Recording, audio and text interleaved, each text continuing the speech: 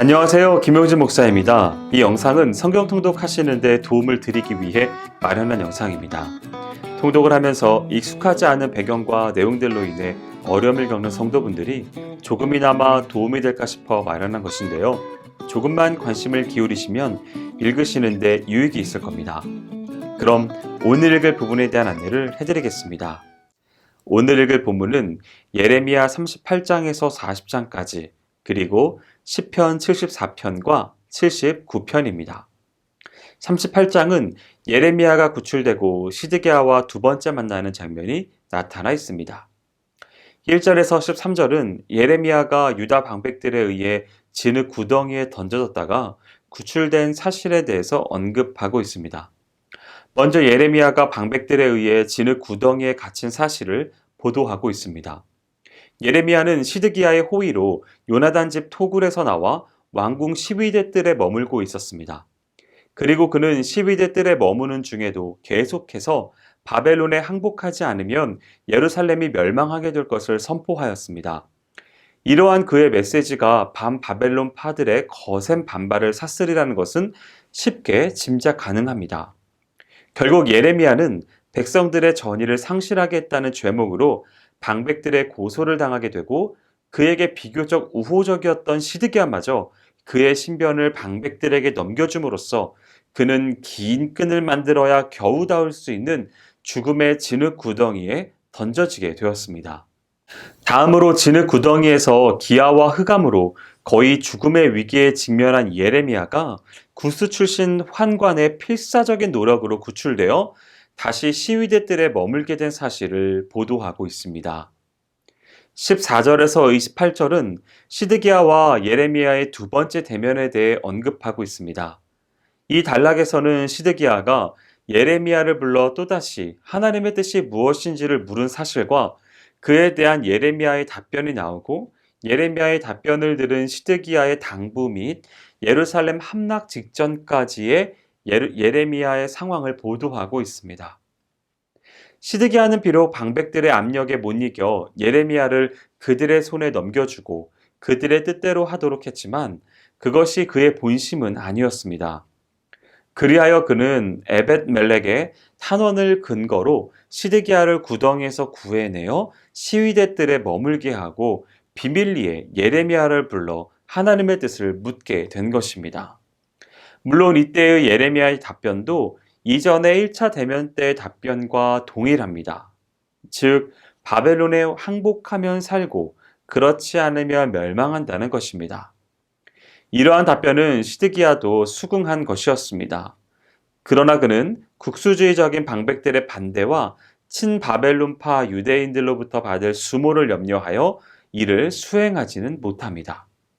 그리고 그는 예레미야에게 방백들의 시선을 두려워한 나머지 그와 예레미야 간의 대화 내용을 숨겨줄 것을 당부합니다.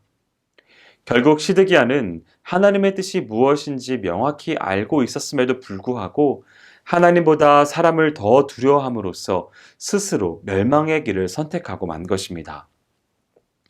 39장은 예루살렘 함락과 당시의 사건들이 나열되어 있습니다. 1절에서 18절은 바벨론에 의해 예루살렘이 함락될 것이라는 하나님의 징계에 대한 예언의 성취에 대한 기록을 언급하고 있습니다.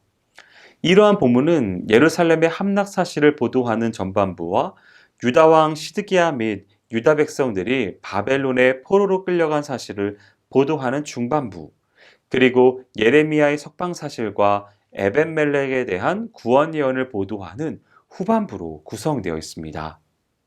예루살렘은 시드기야 제9년에 바벨론 군대에 의해 포위되어 약 18개월 후인 BC 586년에 함락되었습니다. 이때 시드기야의 두 아들은 죽임을 당했으며 시드기야 자신도 두 눈이 뽑힌 채 쇠사슬에 결박되어 유다 백성들과 함께 바벨론으로 끌려가고 맙니다. 이로써 약 41년간에 걸친 예레미야의 예언은 정확하게 성취됩니다. 40장은 예레미야의 재석방과 총독 그다랴의 유다 통치 및 이스마엘의 살해 음모가 수록되어 있습니다. 1절에서 6절은 예레미야의 재석방과 관련하여 언급된 단락입니다. 즉 본문은 예레미야가 다른 유다 백성들과 함께 포로되어 바벨론으로 끌려가던 중에 라마에서 석방되어 미스바 그데라에게로 가서 거한 사실을 보여주고 있습니다. 한편 예레미야가 다른 포로와 달리 이처럼 석방된 것은 근본적으로 하나님께서 그를 보호하신 까닭이지만 보다 직접적으로는 그가 유다 백성들을 향하여 바벨론의 항복을 권유한 사실로 인하여 느부갓네살이 그를 친 바벨론파로 오해한 까닭입니다. 그런데 본문의 기록에 의하면 예레미야는 바벨론으로 갈 경우 더 좋은 대우를 보장받을 것으로 나타납니다. 그러나 예레미야는 친 바벨론파도 아니었고 일신의 안락을 위하여 유다의 멸망을 선포하고 항복을 권유한 것이 아니었습니다.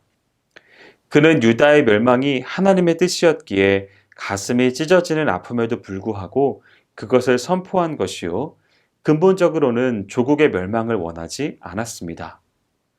그래서 유다가 멸망한 지금 그는 영화가 보장된 바벨론행을 포기하고 유다 땅에 남기로 한 것이었습니다. 7절에서 16절은 그다랴 총독의 유다 통치 및 이스마엘의 그다랴 암살 음모에 관련하여 언급하고 있습니다. 이러한 본문은 두 부분으로 나누어집니다. 먼저 그다랴가 유다 총독에 임명되었다는 소식을 듣고 흩어졌던 군대 장관들과 인근 나라로 도피했던 유다 백성들이 모여든 사실과 그다랴가 대외적으로는 친바벨론 정책을, 대내적으로는 경제 부흥 정책을 펴 파괴된 유다의 재건에 심혈을 기울인 사실을 보도하고 있습니다. 다음으로 후반부는 요하난의 그다랴에 대한 암몬왕 바알리스와 이스마엘의 암살 음모 고발 및 이스마엘 차단 건의와 그에 대한 그다랴의 반응으로 그가 요하난의 이스마엘 제거 건의를 일축한 사실을 보도하고 있습니다. 여기서 이스마엘은 왕족 출신으로서 그다랴가 유다의 통치자가 된 것에 불만을 품었고 마침내 유다의 재건을 원치 않은 암몬 왕과 의기투합하여 그다랴 암살 음모를 계획하게 된 것입니다. 또한 요하난의 제의를 거절한 그다랴의 태도는 다른 사람을 의심하지 않았다는 점에서 높이 살만한 것이지만 사태의 심각성을 살피지 않은 것은 지도자로서의 치명적인 실수가 되었습니다. 시편 74편은 바벨론의 제3차 침략을 당해 예루살렘과 성전이 파괴된 참담한 상황을 목도한 아삽 자손 중 한 사람이 하나님께 민족의 구원을 간구하면서 쓴 시입니다. 따라서 앞에 예레미야의 본문과 연결시켜 보았습니다. 이러한 본시는 크게 세 단락으로 구분됩니다. 현재 유다가 처한 비극적 상황을 토로하며 탄식하는 전반부와 하나님께 구원을 호소하기에 앞서 지난날의 하나님의 구원 역사를 회고하는 중반부, 그리고 하나님의 언약의 근거에 민족의 구원을 호소하는 후반부로 구성되어 있습니다. 이 같은 본시에서 시인은 나라의 주권이 상실되고 영토와 민족이 이민족에게 짓밟힌 데 대한 분개심을 앞세우기보다는 이 일로 인해 하나님의 이름이 모독당한 데 대하여 먼저 가슴 아파합니다. 그리고 하나님의 구원과 긍휼을 간구하고 있습니다. 이는 나라의 주권과 민족적인 자부심의 근거와 의의를 오직 하나님의 영광과 결부시켜서 생각하는 시인의 하나님 절대주의 신앙을 보여주는 바, 오늘날 성도들에게 모든 것을 하나님 중심적으로 생각해야 함을 교훈해주고 있습니다. 또 시인이 민족의 구원을 호소하면서 우주를 지으시고 다스리시며 대적을 회파하시는 하나님의 주권적인 능력과 하나님의 구원 약속을 근거로 호소하고 있음은 구원이 인간의 행위에 따른 보상으로 주어지는 것이 아니라 전적으로 하나님의 은혜로 말미암는 것임을 확신하는 시인의 신앙관을 보여줍니다. 시편 79편은 바벨론의 3차 침략으로 인해 예루살렘 멸망 사건을 배경으로 하는 아삽 자손이 쓴 시입니다. 따라서 오늘 본문과 함께 읽도록 하겠습니다.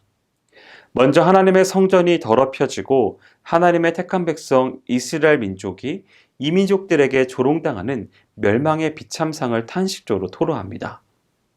이어 이러한 상황 속에서 주의 이름이 욕되지 않도록 하나님께서 이스라엘을 친히 능력으로 구원해 주시고 또한 원수들을 경멸해 주시기를 간구합니다. 끝으로 구원을 확신하는 시인의 찬양의 서원을 언급하고 있습니다. 이상에서 보듯이 시인은 여기서 나라가 망하여 정치적 주권이 상실되거나 민족적 자주성, 문화적 전통이 짓밟힌 것 내지는 재물이 노략질당하거나 가족과 친지 동족이 포로로 끌려가며 살해당한 사실 그 자체만을 인하여 탄식하지 않았습니다. 시인은 무엇보다 하나님의 성전이 파괴되고 하나님의 택한 백성인 이스라엘 민족이 이민족에 의해 짓밟힘으로 당하여 하나님의 영광이 훼손되고 그 이름이 모욕을 당한 사실로 인하여 슬퍼합니다. 사실 고대 사회에서 국가 간의 전쟁은 곧 신들의 전쟁으로 여겨졌습니다.